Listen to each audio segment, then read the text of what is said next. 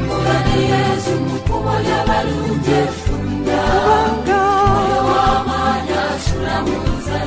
linnya lya Paatiri n'erya Mwana n'erya Mwoyo Mutuukirivu. Amiina. Essaala Bikira Maria gy'ateesammula. Ayi Maria kabaka wange mmange, nze neeyanjulira gy'oli nga sirina kyendekayo, ate nkusingira omusingo gw'okwagala kwange. Nkusitulira leero amaaso gange, amatu gange, akamwa kange n'omwoyo gwange, nange nkwekwasa nze n'omulamba. Ayi mmange omulungi, bw'olaba neerimbise ku ggwe, naawe nkuuma nzibiranga omuddu wo owo ku wo. Baana ba Katonda mwenna, Father Martin Ssemanda nze abalamusaako mu linnya lya Mukama waffe era mulokozi waffe Yezu Kristo. Nnyonyi yaffe ya wiiki eno, tambulira mu ngatto za kitaawo. Tambulira mu ngatto za kitaawo ye nnyonyi yaffe ya wiiki eno. Simanyi oba wali obaddeko awo nga toyina maanyi geeyongerayo, era nga ky'oteekeddwa okukola owulira toyagala kukikola, wennanga owulira teweeyagala, era nga n'okwetegeera bambi teweetegeera. Waliwo woweera ng'oweereddwa obuvunaanyizibwa oba omulimu, naye nga ggwe muli owulira toyina maanyi na busobozi kugukola. Naye njagala nkubuulire kino mukwano gwange. Paul tells us in 1 Corinthians 12 that God's strength is made perfect in your weakness. He tells us that God's strength is made perfect in your weakness. Omukama atugamba ng'ayita mu Pawulo omutume nti obuyambi bw'enkuwa bukumala, kubanga amaanyi gange galabikira mu bunafu bwo. Galabikira mu bunafu bwo. Kino nga kitegeeza nti kyonna kyonna gwe kyowulira nga tokisobola era nga toyina maanyi gakikola, Katonda wo ye aba agalina ku lulwo. Katonda wo ye aba agalina ku lulwo. Awo nno mikwano gyange nga tuli ku ntandikwa ya 2025, kino nsaba buli ombambi akifune bulungi. Ekintu kyonna gwe kyotayinaako busobozi, kyonna gwe kyotayinaako busobozi, Katonda aba bukirinako. Ekintu kyonna gwe kyotayinaako busobozi, Katonda ye aba abukirinako. Omanyi ng'abantu tutera okweraliikirira ebinaabaawo mu myaka egijja, ebinaabaawo mu maaso. But God is telling you today that calm down my son, my daughter, for my grace is sufficient for you. Nti obuyambi bwange munnange bukumala, gwe neesiga osirike. Ali mu kukujjukiza ng'otandika omwaka guno nti buli kye weetaaga nze akirina. I love that. Nti buli kye weetaaga nze akirina, na buli maanyi ge weetaaga nze agalina. Nti nga bwe nakukuuma ne nkutaasa ne nkulwanirira ne nkujjanjaba mu myaka egiyise, neesiga ne kuzitoweredde kati. Nga bwe kubeereddewo myaka egiyise ne kati neesiga kubikuzitoweredde. Binkwase gw'osirike. That is what he's saying. So my friend, learn to tap all the strength from your Father.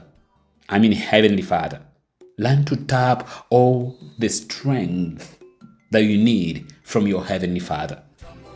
He says that when you are weak, you set him up to be strong. He says that when you are weak, you set him up to be strong. Father Martin, weebale mbiwulidde. Naye okimanyi nti pulaani zange zonna ze nakola mu mwaka oguwedde tezaatuukirira. Bambi nsaba owulirize bulungi. Gw'oyinza okulowooza bw'otyo, naye nga Katonda agamba nti ye pulaani ze yalina gy'oli, ye pulaani ze yali ayagala okutuukiriza mu ggwe, zonna zaatuukirira. goyinza okugamba nti gwe zewakola tezaatuukirira naye nga ye Katonda agamba ye ze yalina gy'oli zaatuukirira. They are two different things. You plan for yourself and God is planned for you.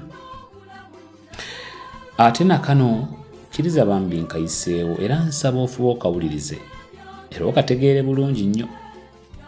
Toddaawo n'olowooza nti by'oyitamu byanjawulo nnyo ku balala bye bayitamu. Nedda baaba. Enjawulo weeyinza okubeera y'engeri gy'obyaŋŋangamu. Enjawulo weeyinza okubeera wakati wo nabo y'engeri gye babyaŋŋangamu, y'engeri gye babirabamu, y'engeri gye babikwatamu. Okimanyi nti waliwo omuntu nga talina nnyo, tafuna nnyo naye nga mumativu. Mukozi, mukakaalukanyi, si munafu, alina ebirooto naye tapakuka na nsi. Kubanga akimanyi ti entambuza y'ensi teri mu mikono gye. Gundi yali ayagala okuzimba mu mwaka oguwedde. Bambi yagezaako naye tekyasoboka. Mukkakkamu era talina stress kuba bw'obulamu akyabulina anti omulamu yazimba.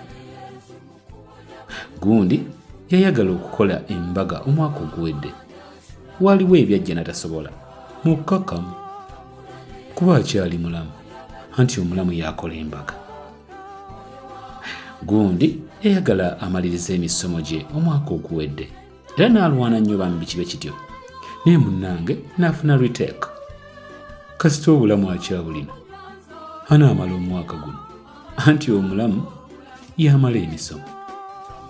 Wayagala otandike bizinensi eyiyo omwaka oguwedde era wakola buli ekisoboka naye tekyasoboka. Tofa na nsi anti 2025 omutandise obulamu okyabulina. Jjukira nti mulamu yakola bizinensi. Pulaani yo yali yakufuna mubeezi guli omwaka tewamufuna era tewafuna mutuufu.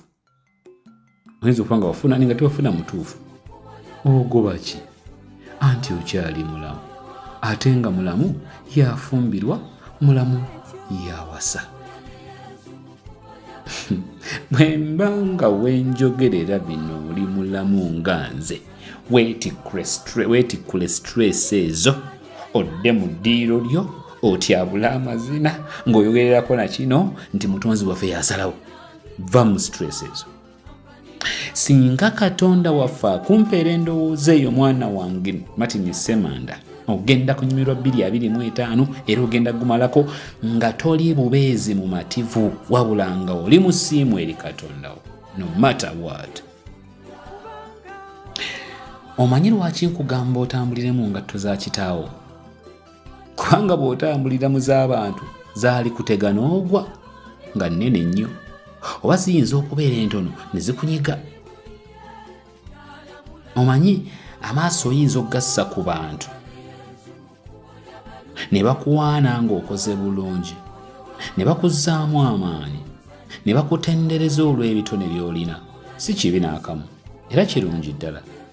Naye watya ng'olina ky'oyitamu nga tewakyali akunyega, teri akuzzaamu maanyi, teri akyakugumya. Awo bw'oba olina Katonda wo w'okyusiza amaaso n'ogazza gy'ali n'omugamba nti kitange, I can't depend on people because they can do the best they can, but they can't do what you can do. Nambi okyusa bukyusa amaaso n'ogamba Abba Father, I can't depend on people because they can do the best they can, but they can't do what you can do. Friends, we can't be firm when our dependency is on people.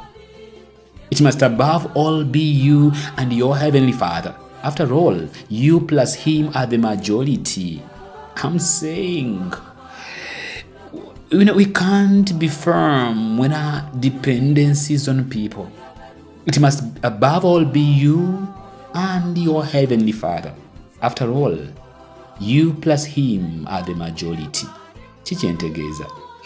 ng'olina ye byonna mubimala, ng'olina ye essanyu ettuufu oba olirina, emyaka gye weetaaga oba ogirina kuba yagigaba, amagezi oba ogalina kuba yagagaba, omukisa oba ogulina kuba nga yagugaba, essuubi oba olirina kuba yagaba essuubi, ebyokulwanyisa byonna n'eddembe ensi lyetasobola kugaba byonna oba obirina.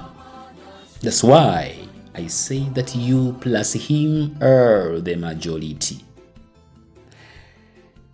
Nali muto nga nina ebintu bye neegomba ku kitange, ng'alina byakola ne neegomba okubeera mwana tunga ye. Of course bwe tukula ebintu bingi bikyuka, n'endabayo ebintu naye ekyuka. Taata yalina enkola nga bw'osoma n'okulembera akuwa ekirabo yakikolanga nti bw'ona okulembera oba onobeera wakubiri nja kukuwa ekirabo ekisooka n'ekyokubiri.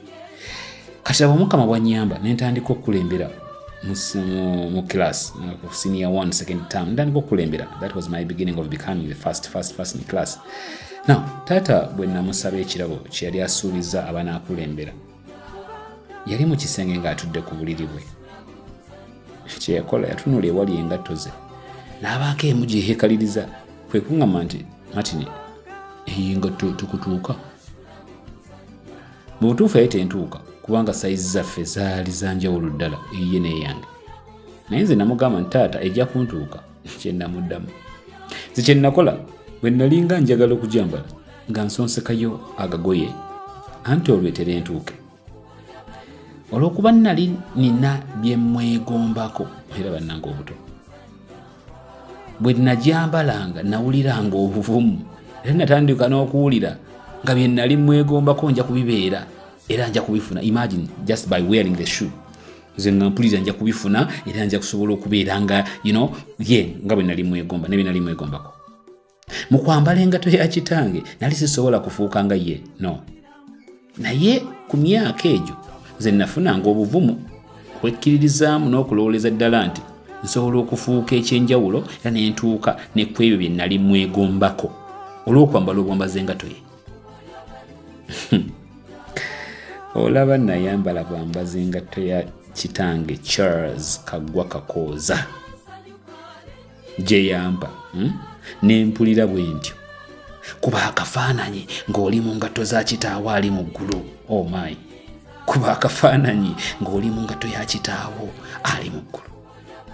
Mulinga naawe weematira nti ng'oli mu ngatto ze buli kimu okisobola, nti ng'oli mu ngatto ezo buli mulaba osobola okumuwangula, nti ng'oli mu ngatto ezo teri ddogo likutiisa wansi w'enjuba, nti ng'oli mu ngatto ezo teri kyakulwanyisa kye basobola oh my God, kye basobola kweyambisa ne bakuwangula kuba oli mu ngatto za kitaawo.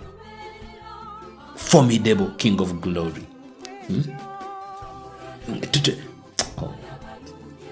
Oyo nantalemwa sebintu. Oh dear Lord, I love you so much. Help me to always walk in your shoes. Munnange mwannyinaze, mugandange, buli w'ofuna okutya, okweraliikirira, okusoberwa kwonna mu mwaka 2025, munnange nkusaba kimu: yambala engatto za kitaawo, ogenda kwewuunya. Ojja kuwaguza, oyite w'obadde tosuubira kuyita, owone ebirwadde byobadde tosobola tusuubira kuwona, olimbuulira. And you know what? When you walk in your Father's shoes, His grace is totally sufficient. I mean, when you walk in your Father's shoes, His grace is totally sufficient. Baana battu mwenna mukkirize, mbaagalize okutambulira mu ngatto za Kabaka era mulokozi waffe Yesu Kristo. Nga tukoze ekyo, nze naawe tugenda kubeera bawanguzi mu 2025 era nagwo tugenda kugumalako n'obujulizi era nga tugulumiza Katonda waffe oyo awangaala n'alamula emirembe n'emirembe. Keeping in mind that good things happen when God mixes with man. Mukama abeere nammwe. n'omukisa gwa Katonda omuyinza wa buli kantu Patri ne Mwana ne Mwoyo Mutuukirivu bambi gubakeko gubakuume gubasigaleko kati n'ennaku zonna ez'obulamu bwammwe.